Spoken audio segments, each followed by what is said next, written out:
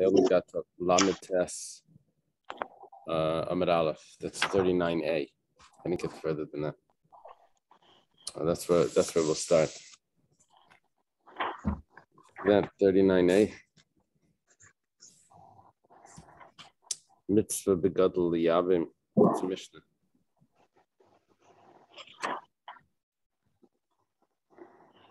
Okay, let me adjust this.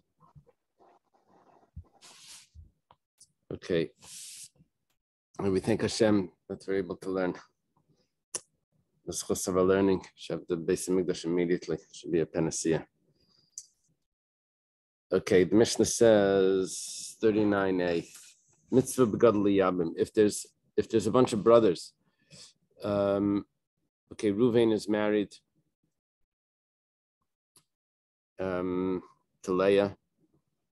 Actually, that's going to confuse things. Let's say Shimon is married to Rachel, and Shimon passes away. So who has the mitzvah of Yibam? It would be the oldest brother. It would be Reuven. He would be the one that the Bezdin would approach and say, "Would you like to do Yibam?" Lai Ratza, if he refuses, Mahalchan al kol ha'achin. So you go to all the other brothers. Lai Ratzu, if they're not interested in doing Yibam, they don't want this wife, or they don't want to take over the Shimon's namesake. So Chayzer Neitzel Gadol, you go back to the first one, which is the oldest. You have the mitzvah, either do chalitza or Yibam. Yeah, I translated Lai Ratza that he didn't want to do Yibam. That's the pashtus, but we'll see in the Gemara. It's not so simple.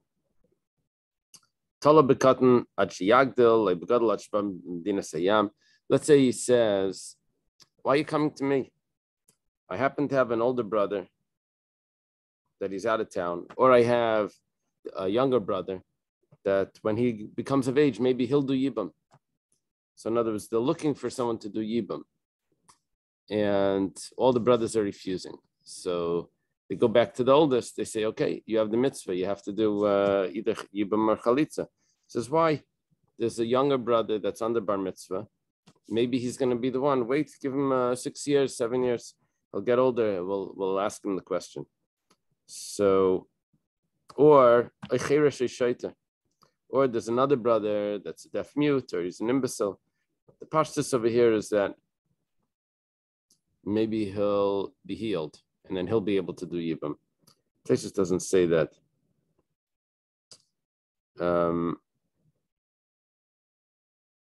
Maybe it means, according to Tosfos, maybe he'll agree. Yeah, of course, we're not going to force her to marry someone that she doesn't want. She can always say that I'm not interested in him. So, ain't shaymin like. We don't listen to this excuse of the oldest brother. We say that the mitzvah's on you. Now, one of the claims was that there's an older brother somewhere else. So why is the mitzvah on him? The mitzvah should be on the older brother that's somewhere else. The answer is that it's Gadol Shalafanenu. It's the oldest brother that's in front of us. That's the one that has the mitzvah to do the Yibam. Even though he says that I have another brother that lives in a faraway country, he's older than me. We don't use that as an excuse. Okay, Itmar was stated by Amiroim, Machlekes Amiroim, Bias Katan v'Chalitzas Gadol. What would we rather? Rather Yibam from a younger brother, or Chalitza from the oldest brother? So Pligi bar Rabbi Yechon Rabbi Shua ben Levi. It's Machlekes Rabbi Yechon Rabbi Shua ben Levi. From the Mishnah, it's pretty clear. So we'll see in a second, but not necessarily. Charam Rabbi Yeskat Nadifa v'Charam Rabbi Chalitzas Gadol Adifa. It's Machlekes Rabbi Yechon Rabbi Shua ben Levi. They're almost the same generation. Shua ben Levi is an Amira, even though he's mentioned in the Brisa and Pirkei Avos, but that's because that's not a Mishnah, that's a Brisa. And Rabbi Yochanan is also an Amira, an early Amira. So they're arguing about which one is better, the oldest doing Chalitza or a younger brother doing Yibam. So, okay. Manda Amar Biaskat Nadifa. According to the one that says that yibam of a younger brother is better, the mitzvah be yibam. Because what's the main mitzvah? The main mitzvah is to do yibam. If he rejects the doing yibam, so then he does chalitza. But the main mitzvah is yibam. So if we get a yibam out of this, that's the best. Mandar chalitza, so gadol adifa. The one that says chalitza because the mitzvah was imposed on the oldest brother.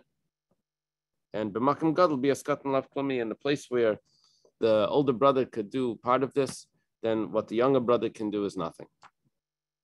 Where it says 1 second. Tanan, look at the Mishnah. Leiratza, if the oldest brother doesn't want to do yibam, machzir al kalachin, they go to the other brothers. It's very clear. My love, leiratza liyabim lachlights. He didn't want to do yibam. He only wanted to do chalitza. Ktani mahalchin eitz lachim. Shma mina biyaskatna difa. Such a clear raya that we're interested in yibam even from a younger brother. Gemara says, "Lay."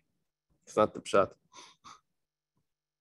The oldest brother was not even willing to do chalitza. When we were going to the younger brothers, it's not because he didn't want to do yibam. He was only agreeing to chalitza, and we were saying that wasn't satisfactory. We're going to get a yibam out of a younger brother. We were saying even more than that. That the oldest brother was so not workable, he refused even to do chalitza. So then, leiratz machzir al kalachin.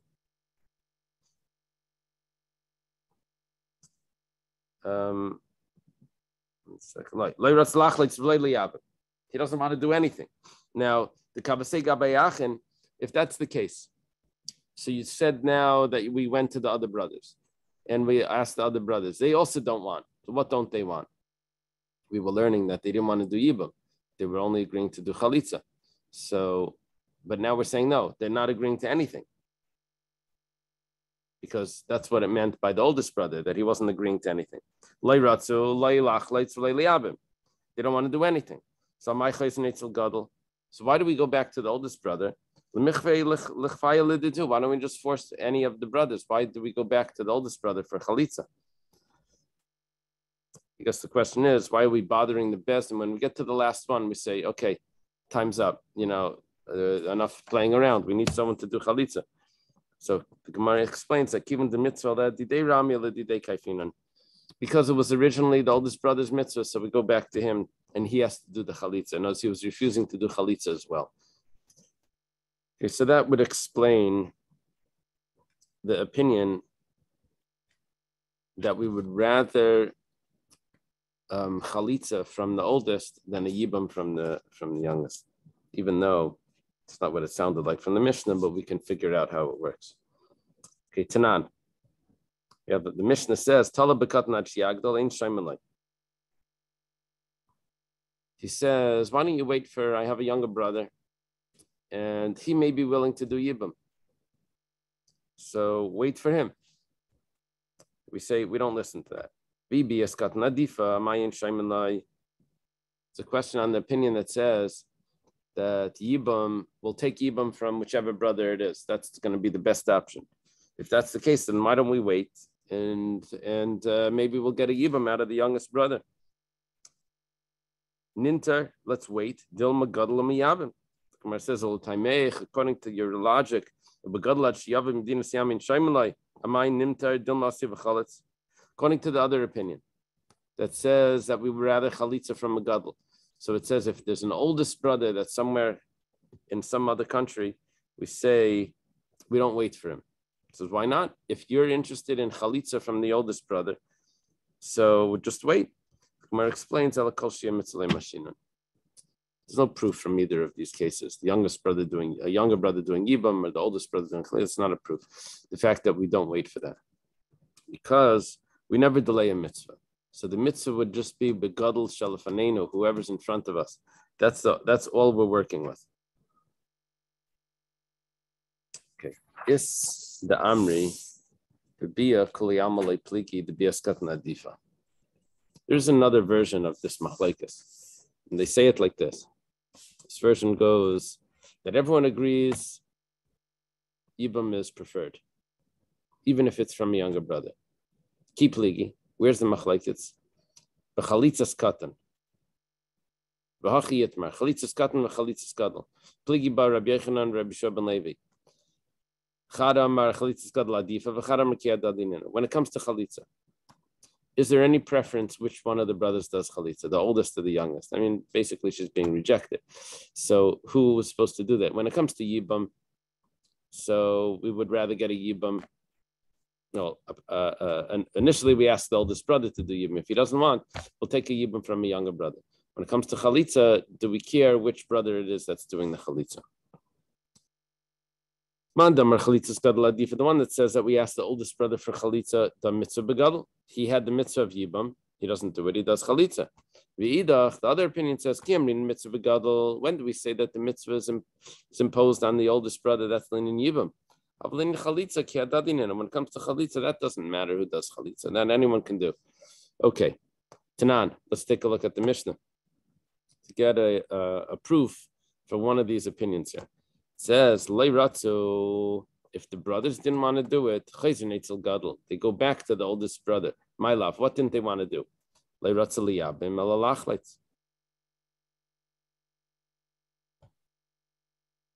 didn't want to do chalitza. They didn't want to do yibam. They only wanted to do chalitza. We say that we return to the oldest brother for him to do chalitza. It's so clear.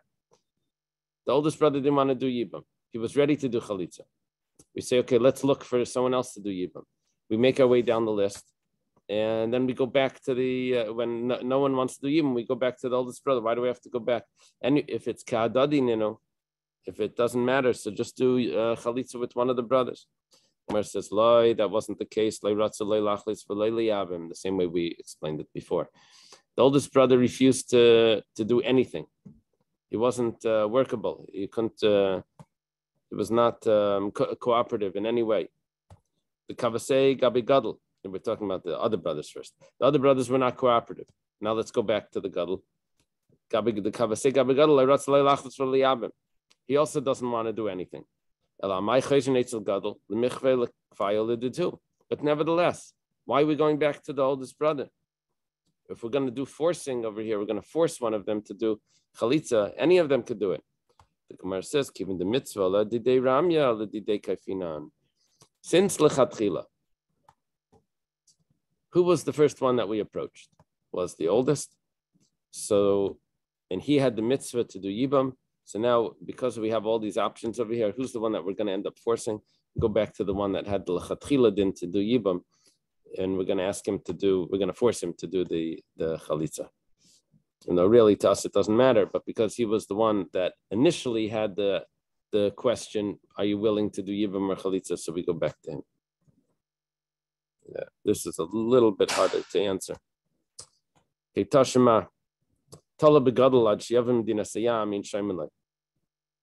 If he says that I have an older brother, he's in a faraway country. Let's wait for him. Maybe he'll do yibam. We say no, we don't wait. If we say that when it comes to chalitza, we want the oldest one to do it, maybe the oldest brother will come and do chalitza. Maybe he'll do yibam. That we weren't going to wait for, but maybe at least he'll do chalitza. The Gemara says, 1 second, before we do al-taimech. So therefore, obviously, everything is ki'adadi. Everything is equal. Why aren't we waiting for the oldest? Because it doesn't matter to us. That's what the Gemara is suggesting. It doesn't matter to us if it's the oldest when it comes to chalitza. Gemara says, so according to you, that when it comes to chalitza, everything is equal. The whole difference is yibam. So why don't you wait for the child? Maybe he'll grow up and he'll do yibam. Yeah, we can skip this. Okay. The Gemara says, rather, we don't wait for when it comes to the mitzvah. So there's no proof from the fact that we're waiting for the oldest, or the fact that we're not waiting for the oldest because he's in a faraway country. There's no proof that we're not waiting for the youngest to grow up. We don't wait for the mitzvah. We just deal with the people that are in front of us. Okay. Start a new sugya.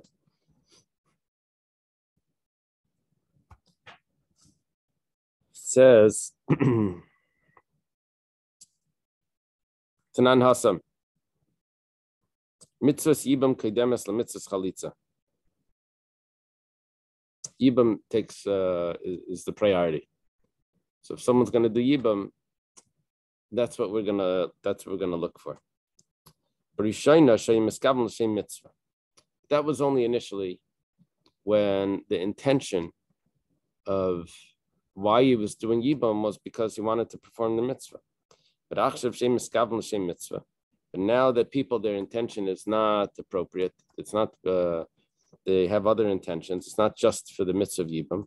So mitzvahs chalitza kedemes l'mitzvahs yibam. So now we say that chalitza is the priority. Amar Rav says, Ein kaifin.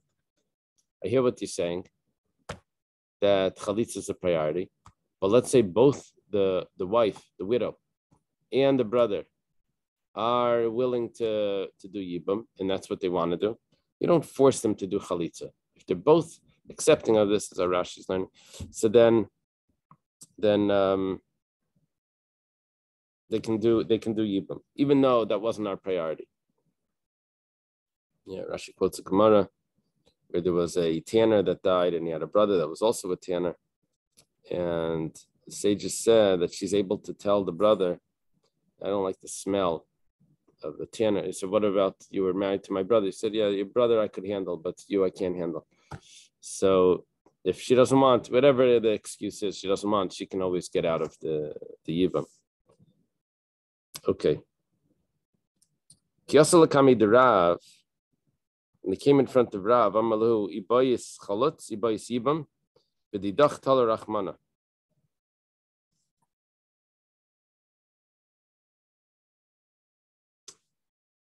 He said to them, do you want to do chalitza? Do you want to do yibam? It's up to you. The Eibishter gave it up to you, your choice. It says, the pasuk says, if the man doesn't want to do yibam, but if he does want, he has that choice. Okay. But Rabbi Yehuda Savar in Kaifin. Rabbi Yehuda also holds that we let them do yibam if they want. Why? Mida askin Rabbi Yehuda begita the chalitza. Rabbi Yehuda instituted a document that says the chalitza in it. It's called Gita de Chalitza. The document, a get means a document. We call a get a bill of divorce, but here it's referring to the document of chalitza. It's similar to a divorce. It's not really. It says in the document like this. This is the wording of Rabbi Yehuda's document. Ich plenis bas pleni, akravis yas pleni yevama kadmana lebeidina. How so and so, plenis bas pleni. Let's say it was Rachel bas Yaakov. She brings in front of us her brother Ruvain, her husband's brother, her Yevama, in front of the Bezdin. And we identified the Achva de Misna me Abaninu, that this is the brother of the deceased from the father, paternal brother. That we figured out. We've identified him. We said to him, if you desire to do yibam, then do yibam. And if you don't want to do yibam, you see what they're saying. They're offering him the option of doing yibam. Stretch out your right foot. He had stretched out his right foot, his right foot. And she untied the shoe, the shoe from his foot. The yarkas banpai, and he spit banpai. He spit in his presence, maybe in his face. Spit that was visible to the Bezdin on the ground. The spit was visible on the ground, not the Bezdin on the ground. She spit on the ground in front of him. Okay. That's the document. So in the document, it's clear that the option was given that he could do yibam if he wanted to. For Rabbi Yehuda, Reb Chia bar Avia concluded in this document, we read what it says in the Torah of Moshe. Okay. The Gemara asks, Ishmael, when you mentioned that you identified him, that he's the brother of the deceased. So Pligi bar Ravacha bar Ravina. It's machlokes.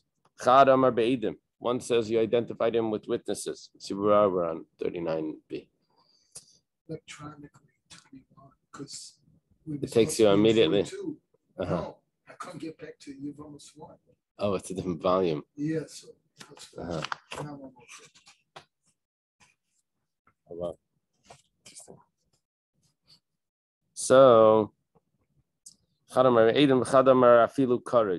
one says that it could be even a relative, could identify afilu isha, could even be a woman. It's not really a testimony that this is his brother. It's just identifying a person. It doesn't, to identify someone, we don't need witnesses to say who he is. It's not telling us a testimony. Once we say, do you know this person to be so-and-so? You say yes. Okay, let's go back to discuss. It doesn't have to be next of kin or something. It can be. It doesn't have to be. All right.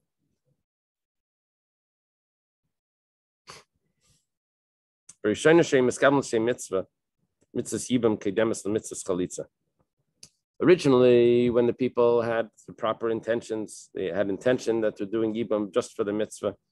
So we say that Yibam takes priority. But now that the intention is not l'shem mitzvah, Amru, they said that mitzvah chalitza kidemes to mitzvah Yibam, that chalitza comes first. Amar Rami Bar Chama, Amar Rabbi Yitzchak. Rami Bar Chama says the name of Rabbi Yitzchak, Chazru Laimer mitzvah Yibam kidemes to mitzvah chalitza. They've now returned, and they say that Yibam comes first. Very interesting. Malay Rab Nachman Bar Yitzchak.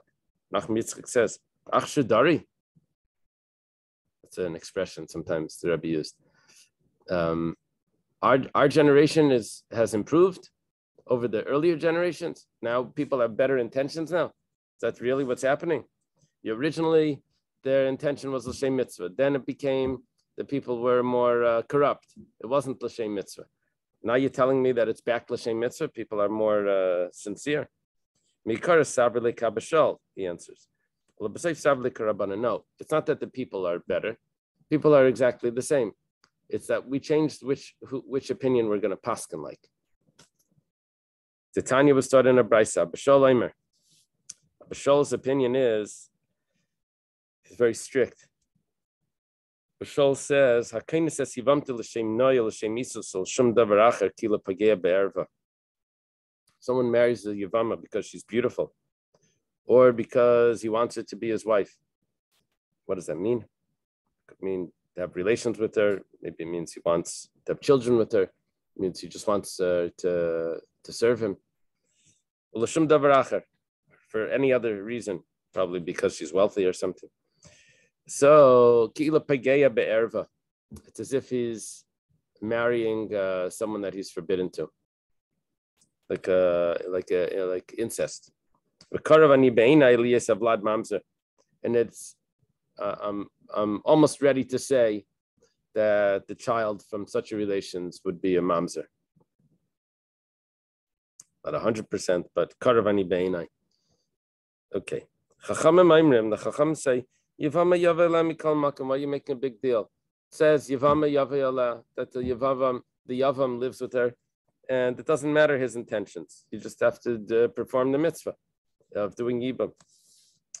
Mantana Lahadatana Rabbanan. Okay, we have a brisa. We're going to quote a brisa. We're going to try to figure out who is the author of this brisa. Is it Abishal, now that we know his opinion, or is it the Rabbanan? So it says, Yevama Yavayala mitzvah. The Yavam should live with her. That's a mitzvah. Shebetchila haysalav b'chlal heter. Originally, this woman was permitted. What does this mean? This woman was permitted. No, originally means before she was married to Shimon. Let's say Rachel and Shimon or something.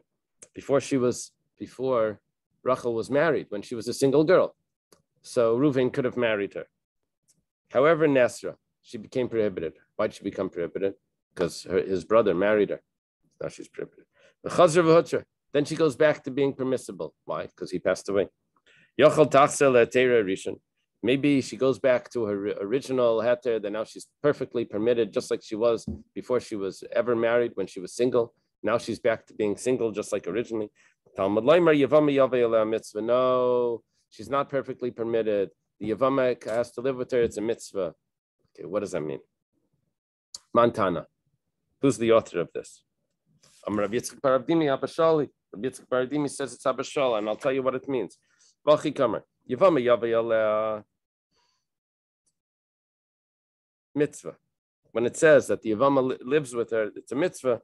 Shebetchila haisa alav bichlal heter.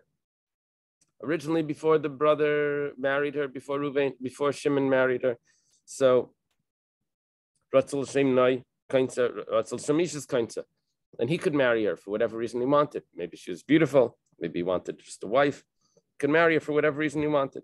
Nasra, she got married to Shimon. Now she's prohibited.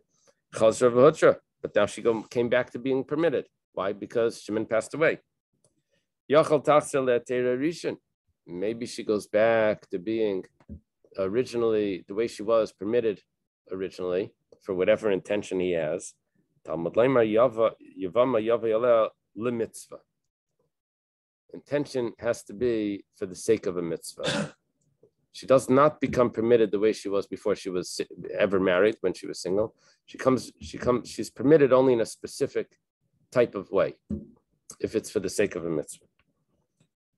That was the explanation of Rabbi Yitzchak bar Avdimi that says that this brisa is the opinion of Abba Shal. Rava says, Afilu Temer Rabbanan. I could explain this brisa according to the Rabbanan as well.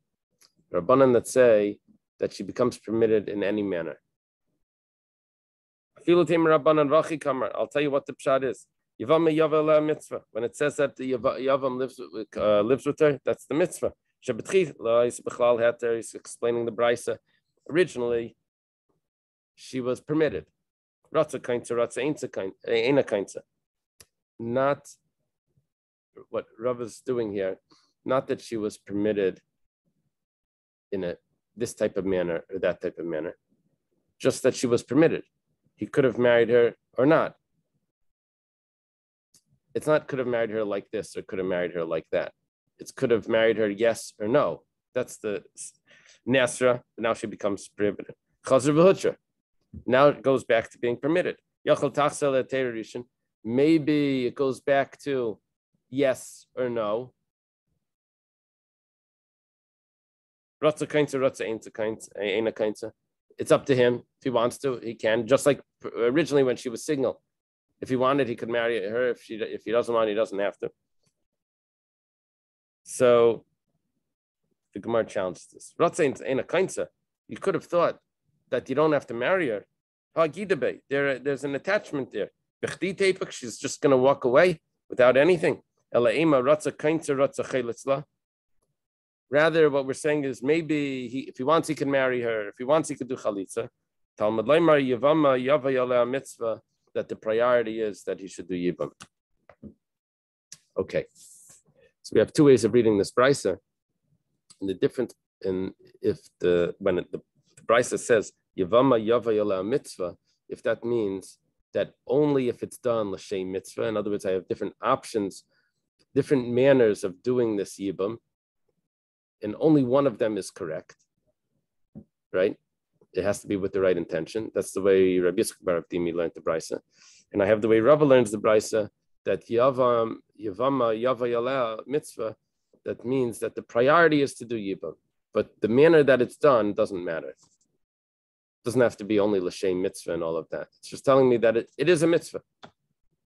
Is there any question of where he initially was attracted to her before his brother, that there would be a question of low self-love? Yeah, I think. Never liked it to begin with, that would never come in. Right. Right. I think leisachman is only when you actually do an action that, like, let's say you go over to someone's house, you knock on the door, then it's not for sale. And you say, I want to buy your house. They say, I'm not selling it.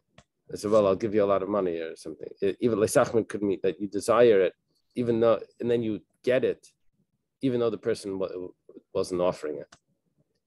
So leisachman by a wife would have to be that you actually have to do something that would. You mean, I thought leisachman like In the heart? It's just scum, Yeah. Yeah, I don't know. There's a machlokes about if leisachman is without any action. Yeah. Yeah. You have the extreme shot in leisachman. I mean, oh, you like her, therefore you can't marry her. You didn't like her, yeah, you can marry her.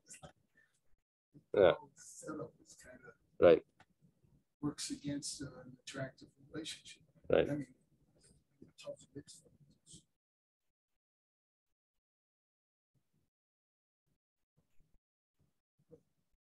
Yeah. It's like the mother says, that's the one you're going to marry, tells the son. He says, how do you know? He says, because I really hate her. Okay. So now we're going to try to figure out we have two ways of reading the Brisa. We have Rabbi Yitzchak bar Avdimi's way and we have Rava's way. So based on another statement of the same Brisa, we're going to try to make it parallel to this statement, and then we'll be able to see what it means mitzvah. Does mitzvah mean that you had options and you have to do it only in the intention of the mitzvah? You can't do it the other way. That was Rabbi Yitzchak bar Avdimi. Or we're going to accept Rava's view that there is one way which is better than, which is the priority. Okay. Hey Marisha, let's discuss an earlier part of this brisa, and then we'll see what it means. It says matzis teyachal b'makam kadosh. Mitzvah. The brisa says the same sort of expression. It says by us was Yevamos Daf mitzvah. It says matzahs, it should be eaten in the holy place. We're talking about a carbon mincha, that the koyanim eat the carbon mincha. It should be eaten unleavened matzahs.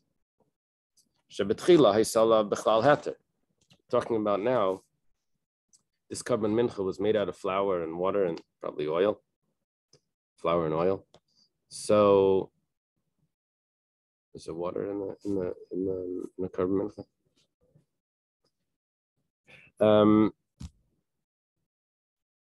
Originally, you could have eaten it. What does it mean originally? Before you offered it as a sacrifice, it was flour in your cabinet. Nasra, but now it became prohibited. How did it become prohibited? Because you designated it to Beis Hamikdash as a carbon. The chazir v'hutra. Now it becomes permissible. How did it become permissible? Because the kayan did kamitza on it. And once he does kamitza, then the remaining is eaten. Maybe it goes back to the way it was originally, before you consecrated it, before it became a carbon mincha. That you eat it matzahs in a holy place, mitzvah, that it's a mitzvah. Okay, now we have to figure out if we can read this in a way similar to Rava, or we're going to read it in a way similar to Rabbi Yitzchak bar Avdimi.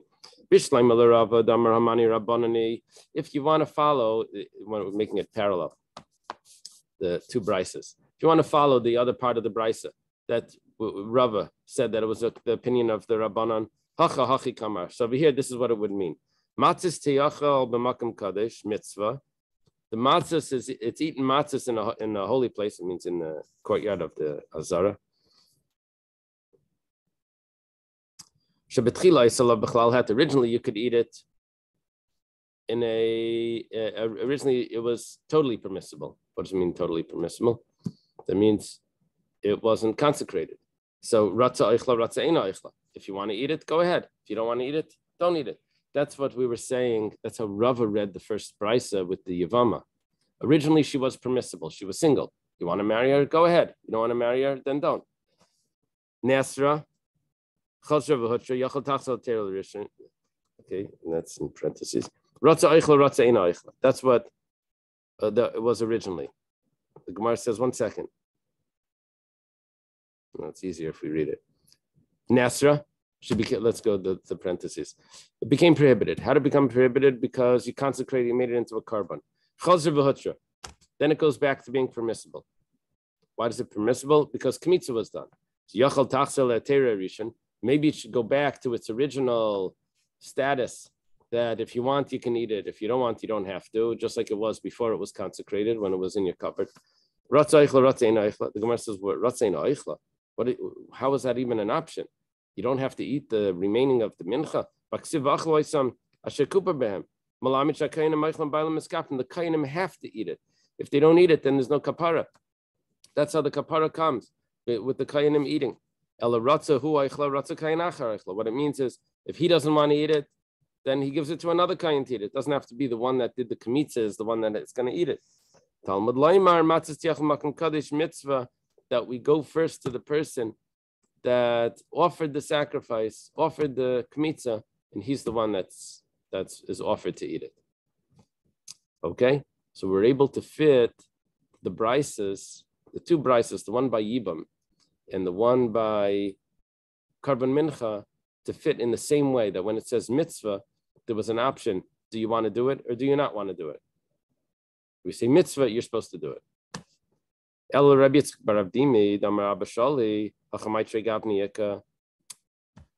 if you want to follow Rabbi Yitzchak bar Avdimi, how did he learn the brisa by Yibam? He said like this: maybe you could say that you can marry her with any intention that you want, whether you maybe l'shem noy, because she's beautiful or because you want to have a wife. It says no, you only have one. You can only marry la mitzvah, but you have to have the right intention. So according to that, how are we going to learn the two options by the Karban Mincha? The Chitema, maybe what you'll say is, you have two options.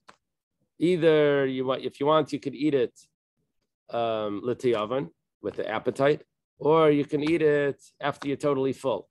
And it's telling me no mitzvah that you have to eat it l'tiyavan. You have to eat it properly.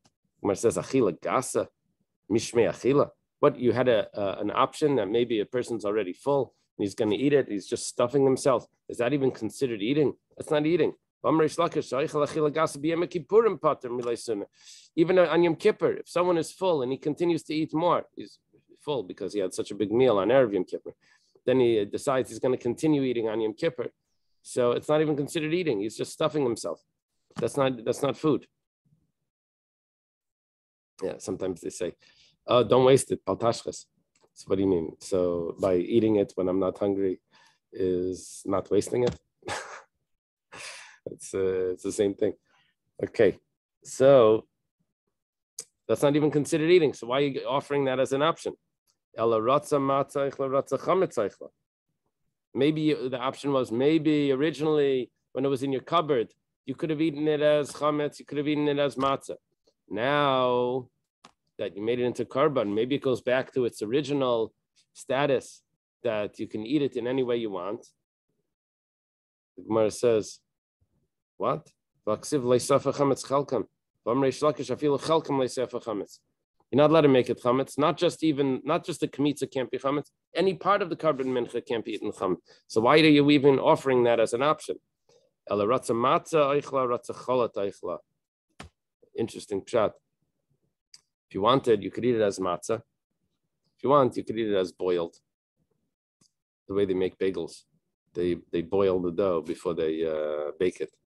If you want, you could do chalita.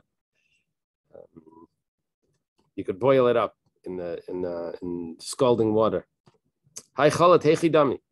How would this work? Imatzahi. Are you making it leavened? So hamatzahi, then it's perfectly fine. So why is that a problem? V'ilai matzah, and if it's not matzah, so matzah samarachman. It says it has to be matzahs. It has to be unleavened. The Gemara says loy. Really, it is matzah. And you know why the pasuk is telling me that it says matzahs teyachal b'makom kadosh, to tell me that I'm not supposed to do chalita. I'm not supposed to boil up the carbon mincha. So what we just learned here is that although we have two options, possible options of how to eat the carbon mincha, boiled or just baked, the pasuk is telling me, the way Rabbi Yitzchak Bar Avdimi would learn this, is that the pasuk is telling me that I'm supposed to do it just plain baking without boiling it. The Gemara says, so why did you tell me before that chalot could be matzah if you're not allowed to use it for the carbon mincha? So what are you telling me that boiling dough is matzah? You can't. For what relevance is that? The Gemara answers, it's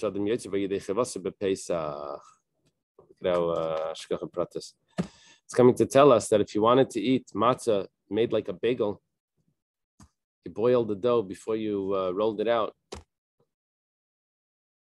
right? You boiled it up, or maybe you rolled it out, and then you boiled it.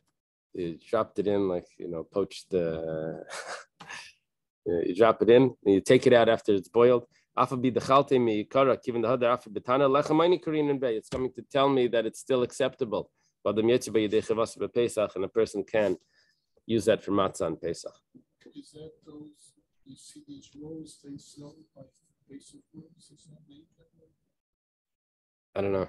I have no idea. Yeah, I might see it. Just see. Yeah.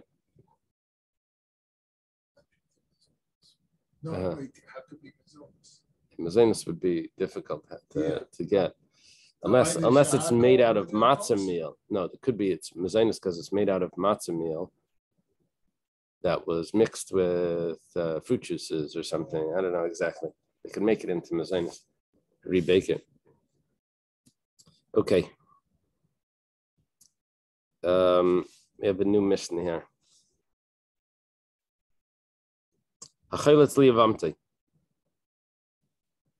Someone does chalitza. So let's say Reuven does chalitza on Rachel. Shimon was married to Rachel. Shimon passed away. Reuven does chalitza. So Harei ukechad min ha'achal lenachla. Shimon had some money, and the inheritance is going to be divided amongst the brothers. So he doesn't get any extra portion of Shimon's property. Nothing. If he would have done Yibam, that would be different. But he didn't. He did Chalitza. It doesn't connect him in any way. V'im yeshamav, let's say Yaakov is still alive, the father. So then, Chasim Shalav, all of the sons, the deceased brother's property goes to the father. Someone that does Yibam, so Zachar ben Chasim Shalachim, he gets the inheritance entirely of the brother. Yeah, Shimon had money, and Reuven does Yibam on Rachel, so Reuven takes over everything, and the other brothers get nothing. Rabbi Yehuda says that's not so true. If the father's alive, then Reuven gets nothing from Shimon's property. All the property goes to the father. When the father dies, it's going to go equally to the children. So he doesn't get an extra portion. He won't even get an extra portion. This is Rabbi Yehuda's view. And what if Reuven was the bechor? He'll only get, then Reuven would get a double as a bechor, but he won't get a double plus Shimon's. He's not taking Shimon's portion according to Rabbi Yehuda. As machlekes if the Tanakama agree with this second part that we're discussing now. No, the other way. If the guy who did the brother that did the chalitza did it on the bechor, does he now? No, according to Rabbi Yehuda, nothing. He doesn't get the other brother. He doesn't become the other brother. There's a machlekes if the Tanakama agrees with this. It could be the Chachamim say that when the father passes away, he takes two portions. Yeah, they're not telling us. The only thing they're telling us right now is that the brother takes the portion. Reuven takes Shimon's portion entirely, even if there's a father. What happens when Yaakov passes away, according to the Tanakama? does Reuven get Reuven and Shimon's portion because he took over him in the marriage? It doesn't tell us what their opinion is. Okay. Where says Pshita? That's the basic question. The Gemara says when the Mishnah says something, it says that isn't that obvious? Did Chalitza? You're telling me he should get an inheritance. Zalka dait chamina, and I could have entered your mind to say Chalitza makim Yibam kaima, that Chalitza is in the place of Yibam, v'nishkol kula nichsei, and he should take all of the possessions. Kamash Malan comes to teach us that he doesn't. Ihachi. Hareuka echad menachim, einay ela kechad menachim yibayilei. If you're coming to limit him, then why don't you say it in a limiting way? He is only like one of the other brothers, not he is like one of the brothers. It sounds like you're giving him something extra. You're not giving him something extra. You're limiting him to be like one of the. Where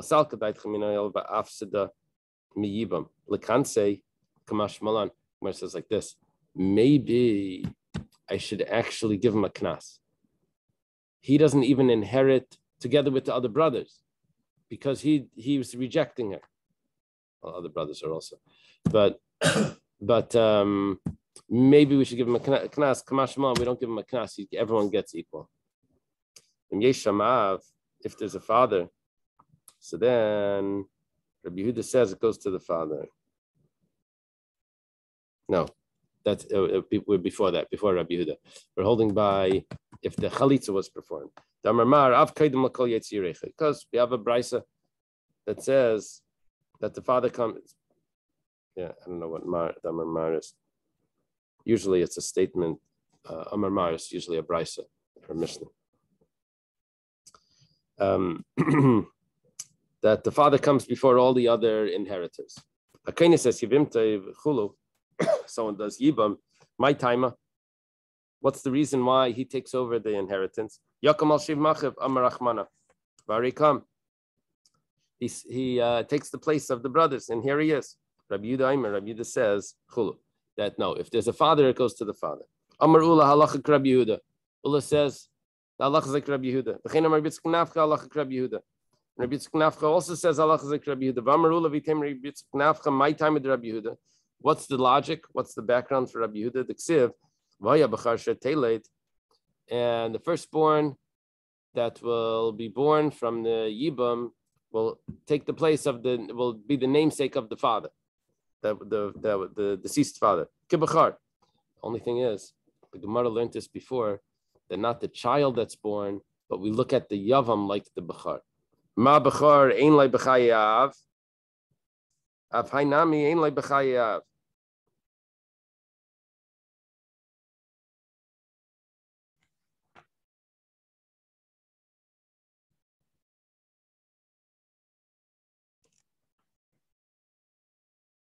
Just like the bachar doesn't get any superiority while the father's alive, so to this person doesn't get anything special while the father's alive.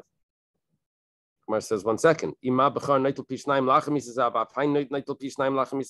So then at least give him the second after the father dies. Let him get 2 portions, his portion and his brother's portion. So midi yakam al shem aviv ksiv, yakam al shem achiv ksiv. We don't say that he takes the place of the father, takes the place of the brother. V'lay al shem aviv, but not the place of the father. That means that he doesn't get, when the father dies, he doesn't get anything extra. It's only when the brother dies.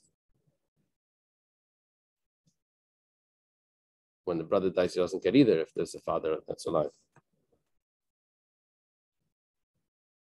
So, but it would only be that if there was no father, then he would get the inheritance if the brother, when the brother passed, when he does the yibam, he would get the inheritance if there's no father. But if there is a father, it goes to the father. And then when the father dies, he doesn't have any superiority.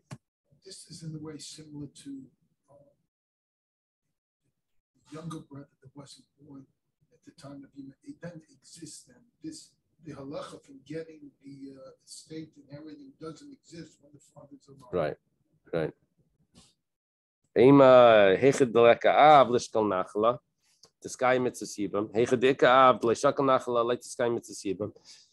we should change the whole halacha and say our understanding of it, and say that if there's no father, then he'll get the inheritance and he'll do Yibam. But if there is a father, he doesn't get the inheritance, maybe he shouldn't be doing Yibam either. Maybe the whole mitzvah Yibam is only then. It says, Midi Yibam benachla tal rachmana. Yivum miyavme. Yibam isn't dependent on the inheritance. If there's an inheritance, he'll get it. But either way, Yibam has to be performed. Yosef Rab Chanina Kra Kamei de Rabbi Yanai. Rab Chanina, the Bible teacher, the Chanina Kra, was sitting in front of Rabbi Yanai. Yosef Kamar, he says, Halacha Rabbi Yehuda. Halacha Zek Rabbi Yehuda.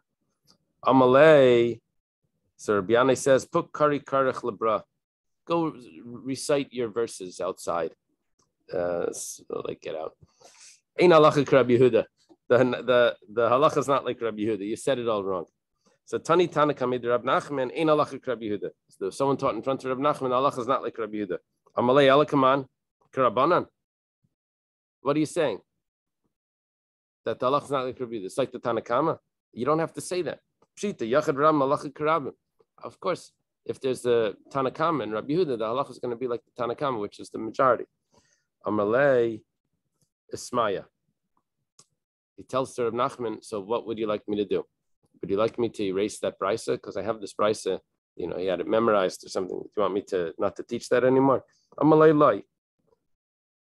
Ad Hilchasa Isnayach. Halacha is not. You actually learned halacha is like Rabbi Yehuda.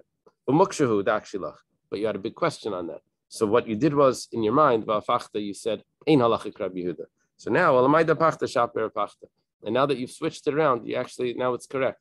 And you can still teach it as Ein halacha Rabbi Yehuda. Okay, let's leave it over here. Good mayad, everyone. Big class. I'm going to run. Good mayad. Good mayad. Like when on?